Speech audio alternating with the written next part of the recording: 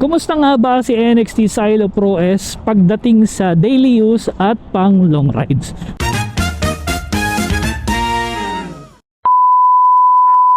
What's up, kamusta mga ka-electric? This is EV Yahimoto, ang inyong lakwachero at galang e-bike rider. So for today's video mga ka-electric, gamit natin si NXT Silo Pro S at isi-share ko sa inyo yung aking naging experience sa halos mahigit isang linggo rin na gamit natin sa kanya. Usapang daily use tayo mga ka-electric. Unahin muna natin ano nga bang specs ni NXT Silo Pro S. Siya po ay parang version 2 na ni NXT Silo Pro. Naka 3000 watts QS motor hub na po siya. Naka 72 volt 65 Ah lithium iron phosphate na battery. Actually same pa rin to yung battery sa version 1. Pero naka-controller na po siya na programmable na Votal EM85. So mas mababa yung nakaraang controller. Plus additional po ay ang stock swing arm nito ay naka-alloy swing arm na po, no? So ayan, so mas pinabilis, mas pinalakas, mas pinaangas, mas pinaganda. Pero kumusta ang experience natin pagdating sa daily use? For daily use mga ka-electric, ang masasabi ko talagang ang tagal siyang malobat for daily use, no? Kahit siguro hindi ka magtipid ng piga sa araw-araw na gamit mo, aabot pa rin ng 1 week mo siya bago i-charge. Pero depende yun sa kung may gaangkas ka ba for daily use. At syempre kung gaano kalayo din yung babiyahe mo at kung kumusta yung road conditions. Pero ang ma-assure ko sa inyo, matagal siyang malobat. At the same time, kahit palobat na siya, yung kanyang bigay ng power ay consistent pa rin kasi nga lithium iron phosphate ang battery niya. Pagdating naman sa bilis, sa stop speed, ay grabe mga ka-electric.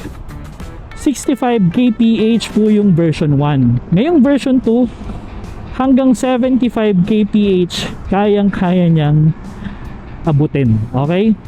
So wala akong problema sa top speed. Okay na okay siya sa mga overtake. At the same time, malakas ang hatak. Pero ang problema ko, honest review ko to ang problema ko, magaan siya. Okay, bakit siya magaan? Kasi mga ka-electric, mas malaki na yung motor hub niya, so mas mabigat sa likod. Naka-alloy swing arm na rin siya, so mas mabigat uli sa likod. Tapos yung battery niya, though dati pa rin namang nandito sa ilalim ng upuan, ayun, lahat ng bigat nasa likod, kaya mararamdaman mo na magaan itong harap. So kung makikita nyo rin, ito may gamit tayo sa harap, pampabigat. Pero bukod sa pampabigat, wala kasing compartment itong si Silo Pro S. Kaya yung gamit natin ay nandito sa harap. So kung hindi ka sanay sa malakas na arangkada, maninibago ka kasi medyo umaangat yung harap niya. So yun yung isang medyo downside. Pero kung ikaw naman yung talagang malakas magpatakbo tapos yuyuko kang ganyan, siguro pwede ito sa'yo. Sa daily use din, ang ginagandahan nito, ayun, isang positive ng magaan siya, madali siyang dalhin dahil medyo maliit din siya, so madali siyang isingit-singit sa traffic, pero yun lang, talagang ingat sa pagmamaneho. Ano man dala nating e-bike, mapa, motor, e-bike man yan, kotse, truck or bus, talagang may aksidente. Kaya talagang kailangan ng lisensya sa pagmamaneho, lalo na sa mga gantong national roads. Anyway, ito pa lang si NXT Silo Pro S po ay L3 category. So siya ay categorized or classified as electric motorcycle or e-motor. So naging general term kasi natin yung e-bike, no? So nakasanayan ng tao, pero which is ang sinasabi nating e-bike ay yung may pedal, dalawang gulong, mukhang bike talaga. Okay? So yun, na-generalized. Pero ngayon, gamitin na natin yung right term, siya ay electric motorcycle. So electric motorcycle meaning marerehistro po ito. So nilalakad na po ng NXT yung kanyang registration. So chill lang sa mga bibili pa lang at nakabili pa lang, dahil ito po ay marerehistro. Kung nakabili na kayo or bibili pa lang kayo, since siya ay registrable, kailangan nyo po ng lisensya sa pagmamaneho nito. So ayun, kumusta naman siya pagdating sa long ride sa mga ka-electric? Sa long ride talagang sulit na sulit. Kasi ibiniyahin namin to ng Solo ride ako, I mean walang angkas. Almost 140 kilometers more or less. May bag tayong ginamit doon. Yan, sulit. Kasi galing kaming Tagaytay, nagkaibiyang, tapos naglaguna. May tira pang nasa 20% ata or less than 20. So yun ay mix ng ahonin at lusong. So talagang ang galing. Hindi ka mabibitin. Ang ganda sa long ride kasi ang kanyang range, since nakapag range test naman tayo nun kay NXT Silo Pro tsaka Voltaris Pro, dahil magka-specs naman sila. Masasabi ko ang magiging range nito ay nasa 150 to 180 kilometers So kung matipid-tipid ka pa, baka mapaabot mo pa to ng 200 kilometers kung chill ride lang.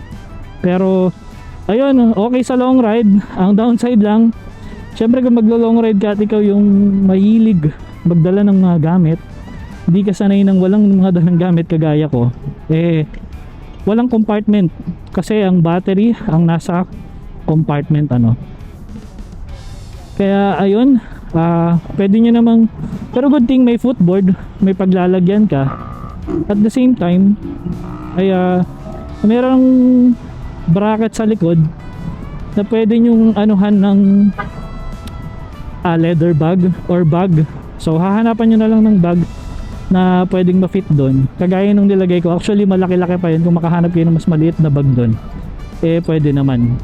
So siya ay lang, parang sinisinturunan lang doon sa may bracket sa likod. Ayan. So sa long rides, okay na okay rin ang takbuhan. Kung ikaw ay newbie na rider, wala akong masasabi sa speed, okay na to. Talagang lang, hindi naman siya kasi binild pang karera. Siya ay build talaga for transportation, basic transportation. Pero yung may enough power, may enough na speed, makaka overtake. At the same time, kung maluwag ang daan, hindi ka naman maboboring sa takbuhan. So 75 kph for me hindi ako talaga mabilis magpatakbo. 75 kph okay na yun for a top speed, and hindi ka rin naman magbababad sa 75 kph dahil traffic naman lagi dito sa atin sa Pilipinas. So ayun lang mga ka-electric ang aking thoughts for daily use and for long rides. So yun yung nakita kong pros and cons. Ayan.